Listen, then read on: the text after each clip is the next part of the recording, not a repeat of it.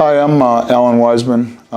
I live in Yorktown, Virginia, and I have been recently a patient of Dr. Jeffrey Carlson at the Orthopedic Spine Center in Newport News, Virginia.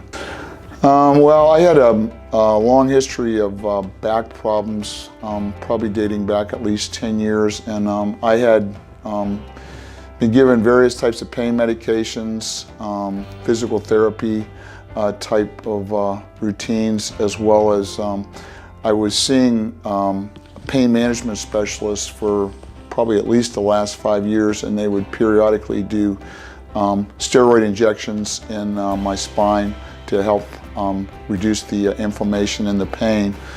But just recently, this was at December of 2017, I started experiencing sciatic nerve pain, which was a whole new thing in terms of the level of intensity and the limitations and challenges that it created. So once I had that done, I returned to pain management, and the pain management specialist advised me that I needed to have an MRI done, and after seeing the results of the MRI, he referred me to see a surgeon because he felt that I had reached the point where I probably needed some kind of a surgical intervention. So at that point, I began looking in the local area for surgeons who specialized in spinal procedures, and I came across quite a few, but one that really stood out to me was Dr. Carlson, particularly because of the fact that after reading through his history, as well as there literally are dozens and dozens of testimonials, it was obvious that a lot of the people who had done the testimonials and had already had procedures had a like history in terms of they had experienced the same type of symptoms, the same types of pain, and all of them had good things to say about the pain relief they experienced, as well as the recovery process. So it didn't take me long to decide that Dr. Carlson was probably my best option if I was going to see someone in a local area. And I went ahead and made an appointment. Dr. Carlson looked at my MRI, and he pretty much immediately agreed that yes, I was a good candidate for, actually in this case, a multi-level spinal fusion. So that was in January. I had the surgery done in February, and it was just, I went in the afternoon, had the surgery done. I was discharged from the hospital the following morning. Went home, and I got to admit that the first week was a little on the rough side in terms of the incision and just recovering from the procedure, but probably within 7 to 10 days after the surgery, I actually was starting to feel pretty good in terms of I was able to get up and walk on my own. I could climb stairs, and I was getting my appetite back. And the pain that I did have was very manageable with some pain medication. So I came back, I think it was roughly about 2 weeks after the surgery, I had staples that were done on the incision removed, and Dr. Carlson took a look at the x-rays and said that everything seemed to be progressing well. And from there on, one of the things that Dr. Carlson stressed with me was that the amount of activity that I was engaged in, with restrictions on lifting, bending, twisting, but for example, cardiovascular things like walking or even riding a bicycle, those types of activities would increase the healing process and make it a lot easier for me to transition back to my normal routine. So I pretty much stuck with his advice in terms of I was very active for the next 4 weeks. And then at the 6-week point following surgery, I had my second evaluation, at which time Dr. Carlson looked at the x-rays and told me that I was, for all intents and purposes, nearly 100% recovered, and that I could stop with all the restrictions in terms of lifting, bending, etc., and just pretty much gradually return to all of my regular activities. So here I am at the 7-week point, since I had this surgery, which is pretty amazing personally from my standpoint. And I literally have no pain at all from the surgery. I still have some tightness and stiffness from the restrictions that I had of wearing the back brace and not really being able to be totally active in terms of lifting or bending.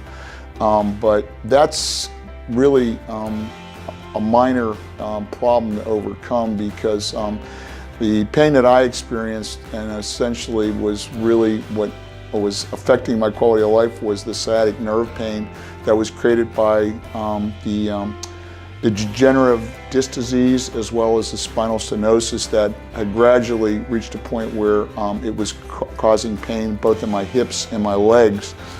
And all that is gone. So to be honest with you, I really feel like I'm probably turned back the clock at least 10 years in terms of my level of pain from day to day. And to be honest with you, I mean, I've been taking, had been taking various types of pain medications, including opioids, for many years, and I'm down to occasionally I'll use a couple of Tylenol, but other than that, I'm no longer taking any pain medication. I've always been active, and I've always been done like a lot of work around the house, in the yard. I love going to the fitness center and running and exercising, and just generally my biggest issues was I had reached the point where I was not sleeping well anymore, and that just affects your entire lifestyle in terms of you don't have the same level of energy or interest that you normally do. And I've got back to the point now where I'm pretty much sleeping straight through for 6 to 7 hours a day, which was really impossible with the level of pain that I was feeling before I had the surgery. And so, whereas maybe I'm 65 years old, whereas maybe a few months ago I was looking at maybe retiring sooner rather than later. At this point, I have no real definite plans on terms of retiring, as long as I still feel healthy and have an interest in working. So it's really kind of changed my complete outlook in terms of my regular activities, in terms of recreational things that I can do around the house, as well as returning to work. It just gives you a much more positive outlook towards everything. And also, the fact that I don't have any pain at this point in time, particularly associated with my back, it opens up a whole new world of possibilities as far as things that I could possibly become involved with, whereas when I was dealing with the problems before the surgery, there's no way I would even consider taking it on as a new challenge.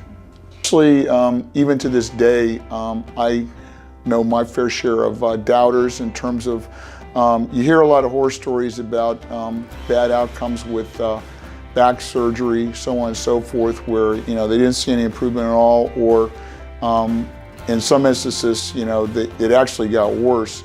I think if you go through the process and you reach the point where pain medication and physical therapy and all the other alternatives that pain management has to offer don't work for you anymore, then you really need to look at having some type of a spinal surgery to maybe correct the problem that otherwise you would not be able to fix. So I understand people's concerns, and I have the same concerns as far as what is it going to be like for me after I have my surgery. In my case, I had multi-level fusion, so I was a little bit concerned that it might really affect my ability to function, bend, stand, etc. But at this point in time, I'm pretty confident that that's not going to be a problem at all. So, I mean, it's been probably one of the single biggest positive outcomes that I've had as far as my medical and personal history goes. And I've had surgery on my hands before to correct joint problems, so on and so forth, and I've always experienced good outcomes. So I say just be careful about choosing the right doctor, and make sure that that surgery is the right alternative for you. But like I said, I was pretty confident when I saw Dr. Carlson that if he recommended surgery, that was probably the right thing to do.